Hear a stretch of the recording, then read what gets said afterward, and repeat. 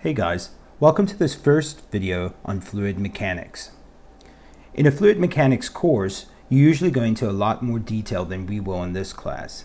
This will just be an intro survey to fluid mechanics. Fluid mechanics breaks down into two areas, fluid statics and fluid dynamics. Fluid statics are just what it says, fluids that are not moving. Fluid dynamics focuses on fluids that are moving. For the first 4 videos in this series, we're going to be focusing on fluid statics, that is, fluids that are at rest. So let's discuss, what is a fluid? A fluid is a liquid or a gas, in general terms, so really anything except for a solid. Now, a liquid or a gas can flow. That's a specific term that we give to describe a fluid. It can fill a space or the bottom of a container, and the particles of the fluid can move around one another. There are a few key words that we're going to use to describe a fluid in this video. The density of the fluid, the pressure that's exerted by the fluid on the container it's in, or the pressure at any point in the fluid. There's also another term known as specific gravity that we will define in this video as well. Let's get started. You might recall from your chemistry or biology class that density is the amount of mass per volume. So basically, how much matter can fit in a specific volume of space. Oftentimes, in physics, we will use the Greek letter rho to represent volume density. The equation for density would therefore be mass divided by volume. The units in standard SI form would be the kilogram per meter cubed. Because fluids are a little bit more unwieldy than solids and have lots of moving parts, it's often easier to describe a fluid by its density rather than its mass, because we often describe fluids by their volumes. Just think, a volume of liquid, such as a beaker filled with water, is easier to be described by its density than by its mass. So in this unit, in the fluid mechanics unit, we will often write mass rather as the product of density times volume. It's just a manipulation of the equation, like this. What's very significant about fluids is that their densities can range from different values depending on how far apart the particles are that make up the substance. For example, let's take water. When water is heated up, it turns into a gas. The particles start to move faster, and the volume will therefore be greater of the same mass. If the volume increases, the density drops. And so you can see that water, although the same substance between two different phases of matter, will have different density values. This will become important in our next unit on thermodynamics when we take a closer look at the moving particles. Generally speaking, solids have a greater density than liquids that have a greater density than gases.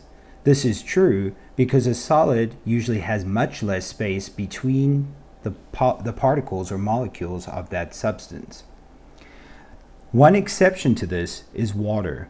It's very unique because when water freezes or turns into a solid, its density actually drops. Therefore, when water freezes and forms ice, the ice oftentimes floats.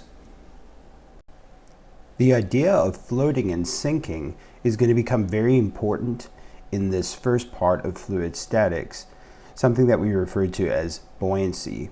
And we'll get into that in a lot more detail later this week. Another important term that you'll encounter in quite a few problems in fluid statics is the term specific gravity. This is a term that describes the ratio of the density of a fluid to the density of water. It basically helps us compare the relative density of a fluid to something that's a standard. And here for us in this course, the standard is always water. What's interesting is it's water at 4 degrees Celsius and 1 atmosphere of pressure.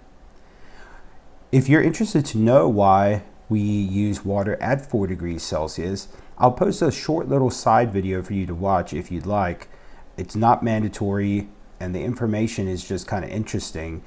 But the short story is that 4 degrees Celsius is actually when water is at its densest value. So a quick example of calculating specific gravity would be to take the density of some unknown fluid. Let's say that its density is 570 kilograms per meter cubed. Water's density is 1,000 kilograms per meter cubed. And there you can see we would have a specific gravity of 0.57. Now 0.57 for specific gravity does not have units because the two density units will actually cancel out and leave us with just a ratio. Finally, let's take a look at the term pressure. Pressure is defined as the amount of force exerted per unit of area. If we're trying to figure out what the units of pressure are, that would be force measured in newtons divided by area measured in meters squared. A newton per meter squared is what we call a Pascal. This term is the SI unit for pressure. We're going to cover a lot more material on pressure in the next video, but for right now what I want you to think about is this relationship between pressure, force, and area. If I hold a push pin between my thumb and my index finger, and I kind of press the two together, so just imagine that. One side that my index finger is feeling of the push pin, the plastic part, has a larger surface area of contact than the pin side, which is pressing into my thumb. So although the force of the push pin on my index finger is the same as the force of the pin on my thumb, due to Newton's third law, right? That equal and opposite push on either side is going to be the same. The areas are different. The area on my thumb contact with the pin is very, very small, which means that there's a higher pressure exerted on my thumb than on my index finger. So you can think about pressure and pain as having some sort of relationship. So it's not necessarily the force that's causing the pain as much as it is the very, very small surface area.